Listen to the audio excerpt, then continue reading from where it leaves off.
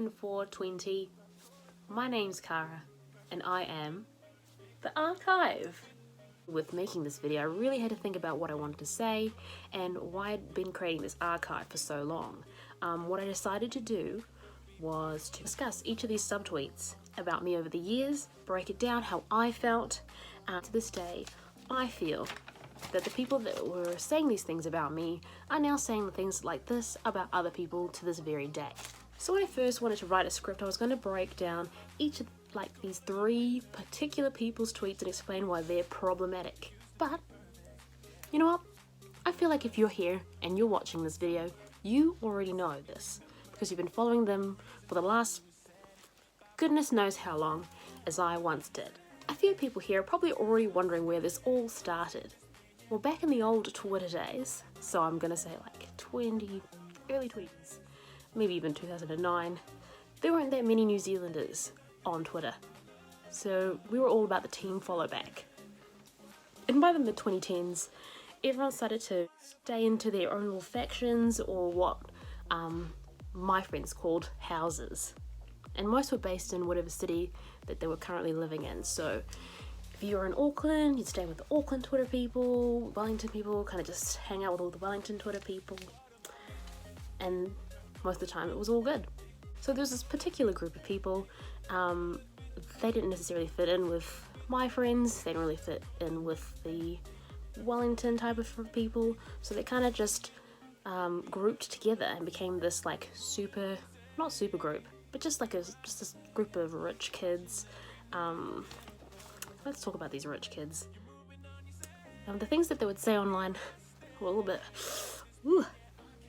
racist, a little bit classist, a little bit, quite frankly, rude. Some of my friends, as is the Auckland way, did kind of know them, so they often were invited to parties and went to their parties. Some of my friends would invite them to the parties, so I did end up meeting a few. And most of them have actually since apologized to me personally for their behavior back in the day, but 3 of them, whom I have never met IRL, have continued to talk about me over the years. Let's go back in time. A few years ago, close friends of these 3 people that I was talking about in the teaser trailer came into my workplace. Apparently it was a fluke. One of the people happened to live not that far from where I was working, so I had to serve them. But the way they were speaking to me and around me whilst they were in my workplace was very degrading, insulting, and quite frankly, I actually was in tears when they left the store. Now the things they were kind of saying in the store were the same kind of things people were saying like as shade online. And now the people who actually visited my store and made me feel this way all personally apologized to me, so it's all fine, we're all over that. However, these 3 particular Twitter users that were friends with these people were not in Auckland, but to continue to subtweet me, going so far as to screenshot my bank balance, which was from a tweet that I'd sent to my friend quite a while back. 8/1/2016. Why does Drew Nemia search his name and reply to his haters with the least imaginative comebacks possible? Kara probably LBR. Can she afford it? LB. Here's this dude screenshotting my bank balance quite a while back. Said that I was on the dole. He said that I didn't deserve to have an opinion on blackface, even though they're white, so they could have an opinion on blackface. It was very confusing, very confusing. One of these people was even just, this is the craziest part, like he screenshot my DMs that he was sending, to me, but he had deleted the ones where he was like saying, oh Kara, you're so cool, how do you get media personalities following you? And I was just like, this kid's weird. Like, if you just talk to anybody, if you think you're interesting, they're gonna follow you back.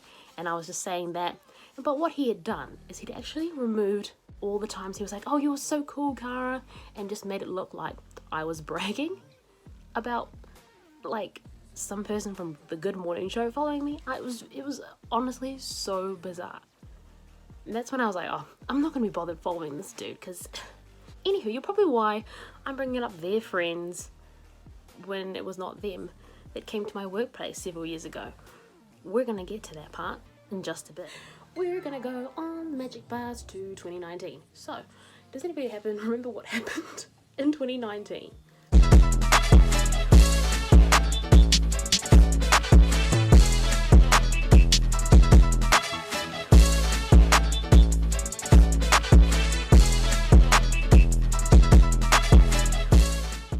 Their main poster boy was revealed to have posted several racist tweets.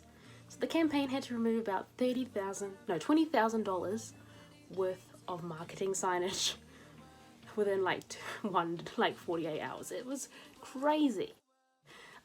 He did have a little public statement and said that these tweets were from when he was a teenager, still in school. So anyway, what does this have to do with me? Okay, so he did do his apology on Twitter. I do have the screen grab of that. It wasn't really an apology as such.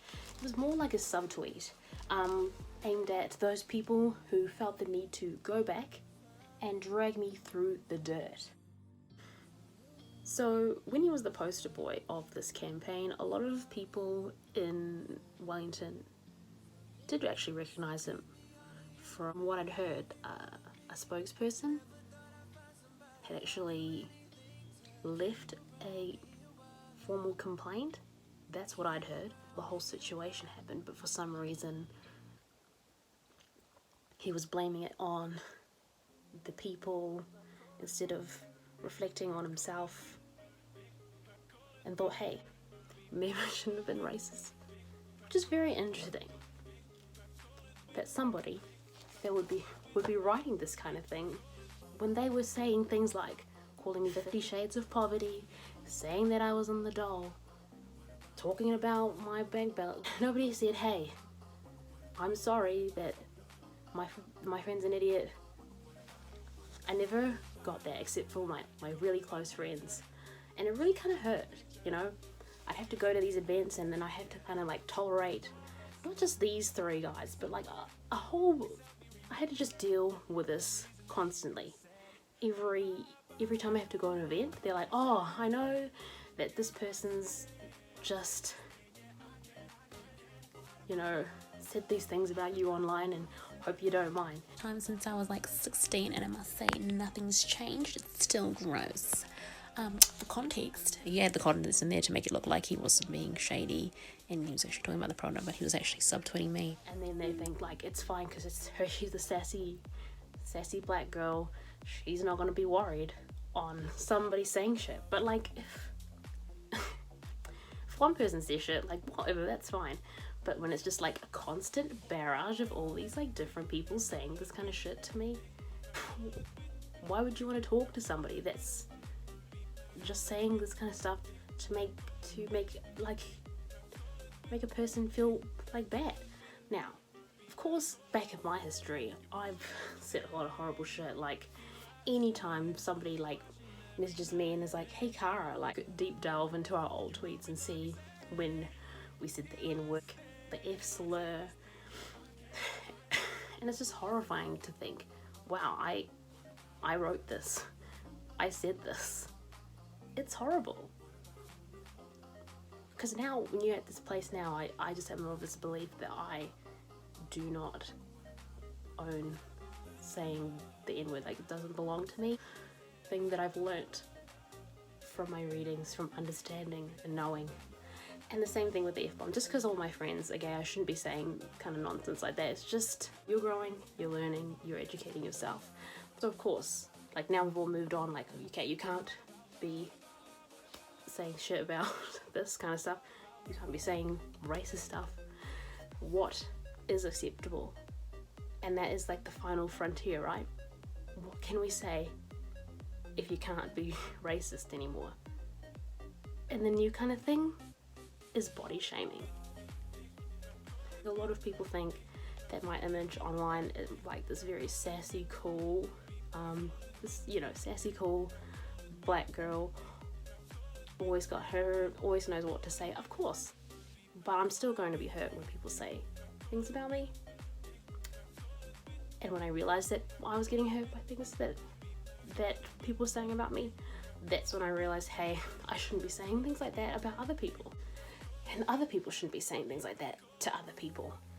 So when I see people body shaming and saying, hey, but using it to build on their insecurities. So for example, they're saying that they feel like everyone's looking at them because they're this little skinny boy and they always wanted to bulk up. And then they use that insecurity to call other people fat, ugly, unappealing. It literally makes no sense to me. It just really boggles the mind. Why would you have somebody like that in your social circle? Another thing I wanted to bring up. Do I want an apology from these three people? Person A, person B, person X. No, I don't want an apology from them. What I want is growth. Looking at these tweets, seeing themselves in these tweets, and not even just those three, like just our Twitter like society, like our social clique, right? Just look at these, understand why these things are hurtful, why these things are so unacceptable to be saying. And not just saying it because you can't say that anymore, no. To actually understand why we don't say these things anymore. Just evidence of growth. Person X, I don't know if I'm ever actually going to reveal who that is. It's not important. What I learned over the last 4 days is person X could literally be any person. So many people were pointing the finger and so many people were questioning themselves and saying, hey, I might be person X. So anyway, we're going to talk about the archive because that's what everyone's here about. I think a lot of people were very confused as to what this was going to be. It's just an archival it's a history. It's a memoriam of where we were. Because I just got sick of people asking me like, hey, do you have screen grabs of this? Do you have screen grabs of that? Here it is. It's here, it exists, whatever. Anyway, that's how you use the archive. So you just go click on the mega thread, go to any of the years, pick the year, you're like, okay, what was being said over in 2015? Go to 2015. Oh, this is a classic. I don't see why people are getting so shitty about the new X Factor judge's blackface. Like, it's artistic expression, not racism. Calm down. That's like, okay, whatever. Here's my tweet. Alright, I just give up. White dudes aren't racist unless another white dude who's older and more respected says they are. There's a picture here from 7 days. Someone's doing their face a little bit brown here, trying to be Natalia Kills. Now, I'd already blocked him by then, so his little reply here, I did not see. Your opinion on this subject is so fucking irrelevant. Literally no one cares. No one gives a shit. Shut the fuck up. What's this one? 1 in 4 children in New Zealand may be growing up in poverty, but look on the bright side, 3 in 4 aren't. Okay. So how old was he? Yeah, I think that was the other kind of argument that was that people were saying that these tweets were made when he was a teenager. If you're writing things when you're like 22, you're not a teenager. Let's go to 2017. Anyway, that's the archive. If you have any questions, you can always message me, talk to me. Anyway, that's me, the archive. Peace out. Like, comment, and subscribe. And hopefully I don't have to do another video. Maybe I'll do another video. We'll see. Alright, have a good rest of your 27/4/20. Peace out.